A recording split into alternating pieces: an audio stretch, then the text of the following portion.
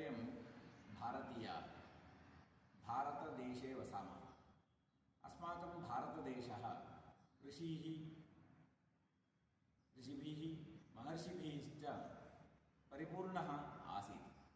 अधुना अपि अस्माकं भारतदेशे बहवः सिद्धाः विद्याक्षेत्रेषु कृतभूरिपरिश्रमाः विद्यां साक्षात्कृतवन्तः बहवः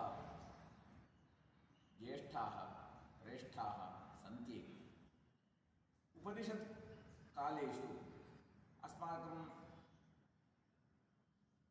ग्रन्थेषु वर्णितमस्ति बहवः ऋषयः आसन्। ते च विद्यां छात्रेभ्यः प्रयच्छन्ति स्म।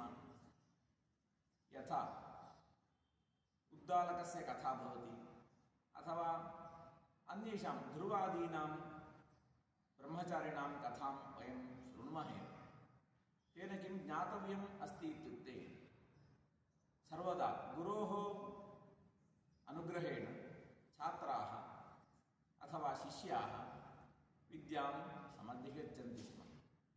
विद्यायाः अध्ययने गुरोः समाश्रयणेन तेषां जीवनं परिपूर्णं भवति स्म। अधुनातनकाले वयं यदि विचारयामः अयं विचारः प्रायः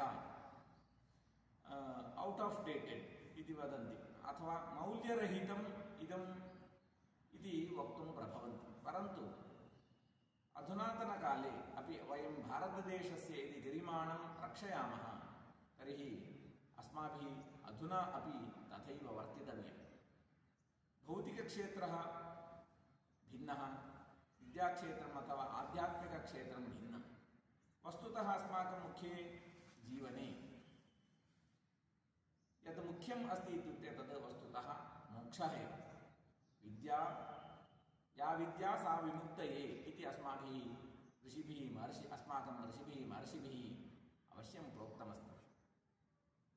एतावदुक्त्वा विद्यायाः महत्त्वम् अस्माकं भारतदेशे बहवः कालात् समागता अस्त्येव। महत्त्वं तु संरक्षणीयम्। अधुनातनकालेपि वयं तदा भारतदेशः श्रेष्ठः भवति।